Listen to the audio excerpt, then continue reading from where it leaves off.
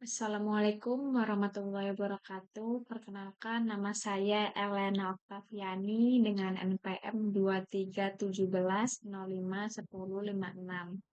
Di sini pada mata kuliah Sistem Pakar, saya akan eh, membuat soal dan jawabannya. Sebelum itu, kita sekarang ada di pertemuan keempat, yaitu tentang decision tree. Selanjutnya ke materi terlebih dahulu.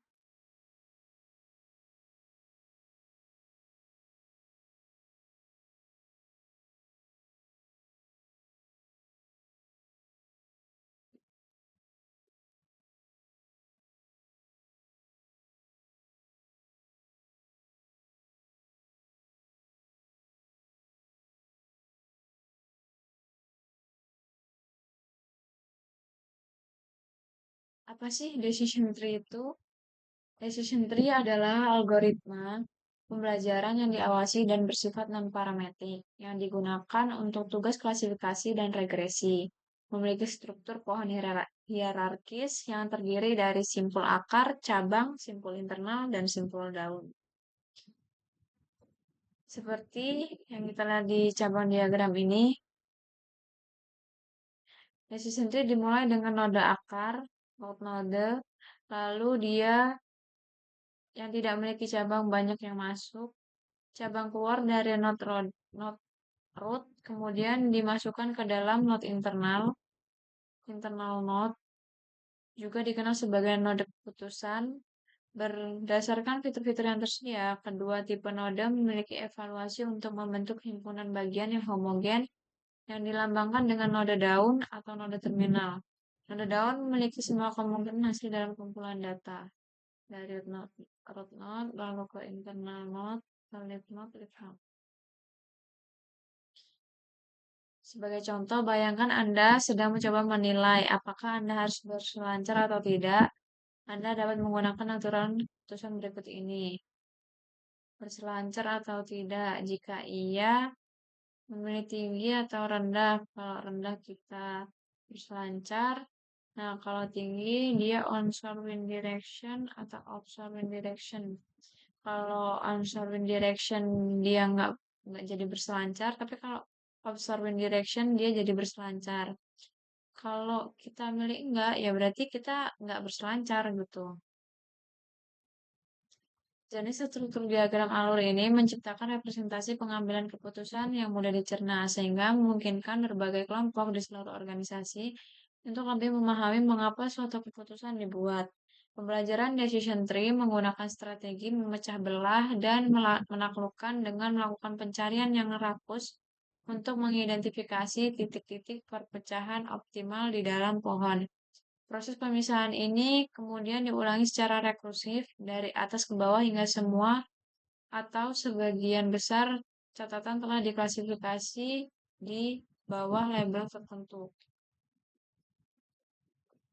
Apakah semua titik data klasifikasi sebagai himpunan homogen atau tidak sangat tergantung pada kompleksitas decision tree. Pohon yang lebih kecil lebih mudah mencapai node daun murni, yaitu titik data dalam satu kelas. Namun seiring dengan bertambahnya ukuran pohon, akan semakin sulit untuk mempertahankan kemungkinan ini, dan biasanya menghasilkan terlalu sedikit data yang jatuh dalam subpohon tertentu. Ketika hal ini terjadi, ini dikenal sebagai fragmentasi data dan sering dapat menyebabkan overfitting. Hasilnya, decision tree memiliki preferensi untuk pohon-pohon kecil yang konsisten dan prinsip kesederhanaan dalam Occam's razor, yaitu entitas tidak boleh diperbanyak memiliki kebutuhan. Dengan kata lain, decision tree harus menambah kompleksitas hanya jika perlu, karena penjelasan paling sederhana seringkali yang terbaik. Ada berapa jenis sih decision tree itu?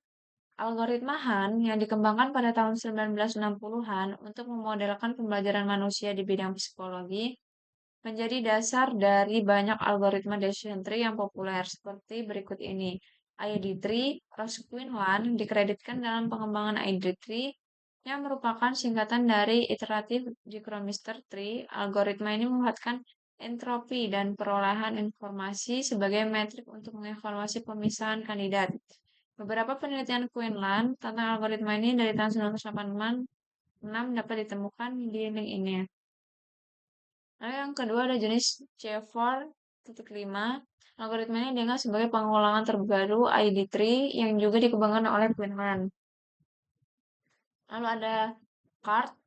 Istilah CART merupakan singkatan dari Classification and Regression Trees atau pohon klasifikasi dan regresi dan diperkenalkan oleh Leo Breiman.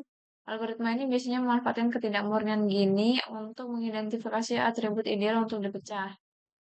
Ketidakmurnian Gini mengukur seberapa sering atribut yang dipilih secara acak salah diklasifikasikan saat mengevaluasi menggunakan ketidakmurnian Gini. Nilai yang lebih rendah lebih ideal. Bagaimana sih memilih atribut terbaik di setiap node? Ada dua metode perolehan informasi dan Gini impurity. Bertindak sebagai kriteria pemisahan. Nah, entropi dan perolehan informasi. Sudah menjelaskan perolehan informasi tanpa terlebih dahulu membahas entropi. Entropi adalah konsep yang berasal dari informasi yang mengukur ketidakmurnian nilai sampel. Hal ini didefinisikan dengan rumus entropi dengan mewakili S min sigma C elemen C P C log 2 PC. S mewakili kumpulan data yang dihitung entropi, C memiliki kelas dalam set S, P dalam kurung C memiliki proporsi titik data yang termasuk dalam kelas C terhadap jumlah total titik dalam himpunan 5. Nilai entropi dapat berada antara 0 dan 1. Jika semua sampel dan kumpulan data S termasuk dalam satu kelas, maka entropi sama dengan 0 jika setengah dari sampel diklasifikasikan sebagai satu kelas dan setengahnya lainnya berada di kelas lain. Entropi ini akan mencapai nilai tertinggi di 1. Untuk memilih fitur terbaik, untuk dibagaimana bukan merupakan yang optimal, atribut dengan jumlah yang terkecil harus digunakan. Peran informasi ini mewakili perbedaan entropi sebelum dan sesudah pemisahan pada atribut tertentu. Atribut dengan perolehan informasi tertinggi akan menghasilkan pemisahan terbaik, karena atribut ini melakukan pekerjaan terbaik dalam mengklasifikasikan data pelatihan sesuai dengan klasifikasi target. Rumus perolehan informasi Alpha memiliki atribut tertentu dalam label kelas. Entropi S adalah entropi dari kumpulan S data, S V, atau S memiliki proporsi nilai S, nilai dalam S dengan jumlah nilai dalam kumpulan data S. Ini contohnya. Mari kita lihat. Nah, ini cara perhitungannya. Nah, dia hasilnya normal. Ulangi perhitungan dengan waktu log menghasilkan perolehan informasi tinggi. Dari sana, perhitungan sampai sebagai pohon. Gini impurity, ketidakmurnian Gini adalah probabilitas kesalahan klasifikasi titik data acak dalam kumpulan data jika dilabeli berdasarkan distribusi kelas kumpulan data mirip dengan entropi jika set S adalah murni yaitu milik satu kelas. Maka tidak murnian adalah 0. Ini ditandai dengan rumus berikut gini. 1 dikurang sigma IPI pengetahuan. Keuntungan dan kerugian dari decision tree. Keuntungannya mudah dipahami, sedikit atau bahkan tidak diperlukan persiapan data, lebih fleksibel. Kekurangannya cenderung overrating, dan tidak dapat digenerasikan dengan baik untuk data baru, estimator variasi tinggi, dan lebih mahal. Selanjutnya kita ke soalnya itu apa fungsi dari decision tree?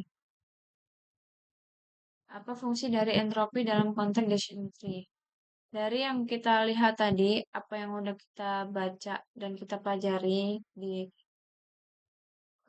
web ini, itu tuh menyimpulkan decision tree fungsi dari entropi itu untuk menghitung seberapa tidak murni atau impurti sebuah himpunan data. Entropi mengukur ketidakmurnian nilai sampel di dalam himpunan data. Misalnya, jika semua sampel dalam satu kelas, maka entropi sama dengan 0 atau murni. Jika distribusi antar kelas merata, entropi menjadi lebih tinggi. Entropi ini dipakai dalam perhitungan information gain yang membantu memilih atribut terbaik untuk memecah split atau himpunan data. Baiklah, segitu saja.